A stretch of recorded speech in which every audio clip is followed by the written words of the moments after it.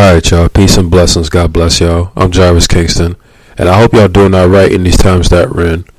Now, today I want to discuss about casting lots, divination, God's will, things out of our control, gambling, things up for chance, things like that. I want to talk about this discussion of casting lots because, in times that we're in today, we go through life and we try to control every aspect of our lives and we try to handle every situation the best way we can. And sometimes in life we get to a point where we're probably at a crossroads, or we have to make a tough decision, or we're put in a position where we have to make a fast choice out of instinct, or we have to decide who should position another person in a certain place, or should we do this or should we do that? And one thing about life, when it comes to fate, destiny, and things like that, like, we only have control of so much in our own lives, We really can't control every single aspect of our lives. A lot of things that happens, is sometimes the cards we're dealt with, or sometimes the things that happen in our lives, we have no true control over it or the outcome. Like, for instance, in the scriptures in ancient times, whenever they wanted to appoint a king, they would cast lots about it.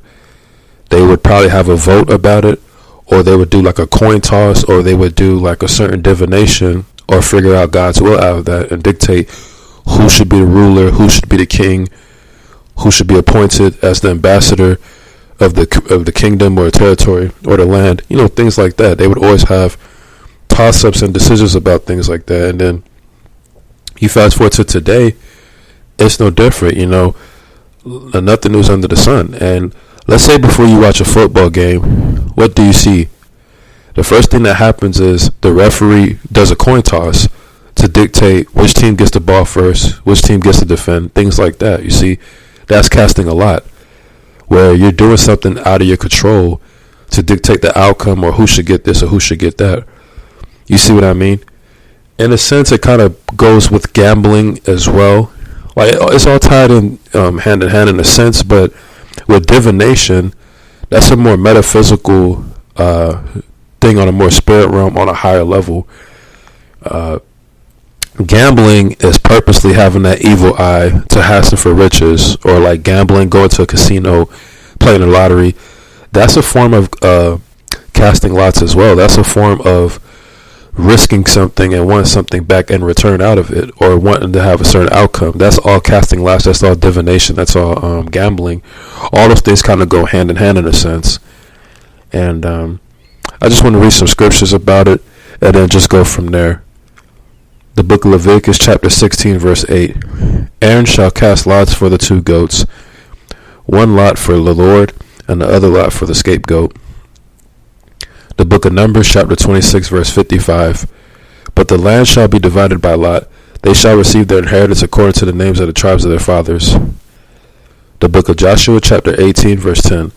And Joshua cast lots for them in the Shiloh before the Lord, and there Joshua divided the land to the sons of Israel according to their divisions.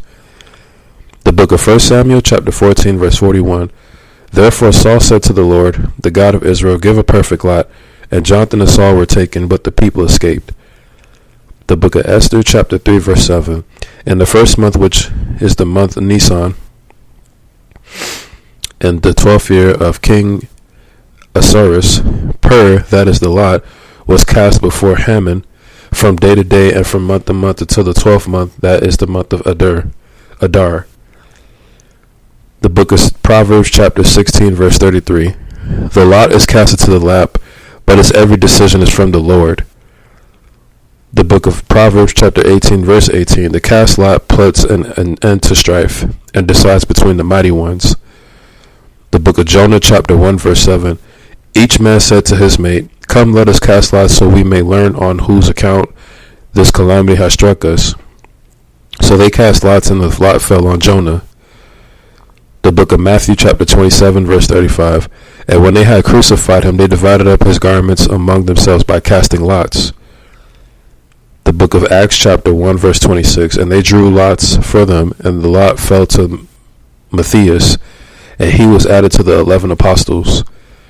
The book of Numbers chapter 33 verse 54. You shall inherit the land by a lot, according to your families. To the larger you shall give more inheritance, and to the smaller you shall give less inheritance. Wherever the lot falls to anyone, that shall be his. You shall inherit according to the tribes of your fathers. The book of 1 Samuel chapter 14, verse 41 through 42.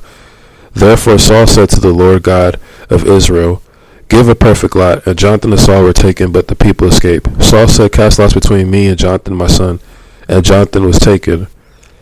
The book of Joshua chapter 18, verse 8 through 10. Then the men rose and went, and Joshua commanded those who went to describe the land, saying, go and walk through the land and describe it, and return to me. Then I will cast lots for you here before the Lord in Shiloh. So the men went and passed through the land, and described it by cities and 7 divisions in the book. And they came to Joshua to the camp at Shiloh, and Joshua cast lots for them in Shiloh before the Lord. And there Joshua divided the land to the sons of Israel according to their divisions. The book of 1 Chronicles chapter 24, verse 5. Thus they were divided by lot, the one as the other, for they were officers of the sanctuary and officers of God, both from the descendants of Eleazar and the descendants of Ithamar. The book of Nehemiah chapter 10, verse 34. Likewise we cast lots for the supply of wood among the priests, the Levites and the people, so that they might bring it to the house of our God, according to our father's household, at fixed times annually, to burn on the altar of the Lord our God, as it is written in the law. The book of Joel chapter 3, verse 2 through 3. I will gather all the nations and bring them down to the valley of Jehoshaphat. Then I will enter into judgment with them there on behalf of my people and my inheritance Israel, whom they have scattered among the nations, and they divided up my land. They have also cast lots for my people, traded a boy for a harlot, and sold a girl for wine that they may drink. So as you can see historically, how casting of lots is a very ancient thing. You know, it was used to divide tribes. It was used to divide land. It was used to appoint kings. It was used to split up between wealth and garments, placing people in priests and Levites, positioning people, casting lots for condemning people as well, execution, things like that. So casting a lot is crazy. And you see that more today. Like, when you go to court and you have the jury and the judge and jury and everything, and they decide if the person's guilty or not. You see, that's a toss-up because you have no control over that. Like when people have certain court sentences, that's out of their control too. Whether you have a good lawyer or not, whatever time you got to serve, that's the time you got to serve. That's karma. It is what it is. And then certain people still get away with stuff because of how plugged they are, or what have you, or how connected they are. But all in all, casting lots and outcomes of things, God is in control of a lot of those things, believe it or not. Through the good, bad, and ugly, he's in control of those things. I mean, look at our lives. We didn't have control of, where we were born and who our parents were. We dealt with the cards we're dealt with. Like, God placing you in that city, that was, we are all scattered all 4 corners of the earth. So in a sense, we're all kind of like divided and scattered too. We're all kind of casted by lots as well through this matrix and this system, So casting lots, it goes on so many different levels, dealing with royalty, positioning, society issues, rulership, things like that, even in sports. Like, let's say with the NBA, you have the lottery draft pick, right? Everyone goes about saying if things are rigged or not, or not controlled or what have you, but still, like the Boston Celtics drafted Larry Bird. Like, it's like he was meant to play for the Celtics, right? Like Magic Johnson playing for the Lakers, Michael Jordan playing for the Bulls. That's casting a lot too. The draft, that's casting a lot. A random team selecting a random player, that's casting a lot. So that goes back to ancient times, how certain men would be appointed to certain destinations or certain places or certain lands. That's what it all represents. So, yeah, man, casting lots, destiny, fate, outcome, gambling, things like that. All those things, God is in control of everything. It might not seem like it, and people might think of it in a certain way, but, divination is a real thing. Things being out of our control is a real thing. Things being tossed up and deciding to go where it should go, that's out of our control. You know, and that's the thing. Like, people be wondering, like, dang, how come we people have this jealousy, envy thing, and they envy people. And be like, dang, how come I don't got what this person got? Or, dang, how come this person has this and that? I have this and that. You see? Because a lot of that goes back to things being predestined, things being predetermined, and things being casted out, you know, casting lots. You know, so just wanted to touch base on this topic and go from there. Whatever's in our control really is just our willpower, our discipline, our composure. That's in our control. A lot of things we see out here is out of our control.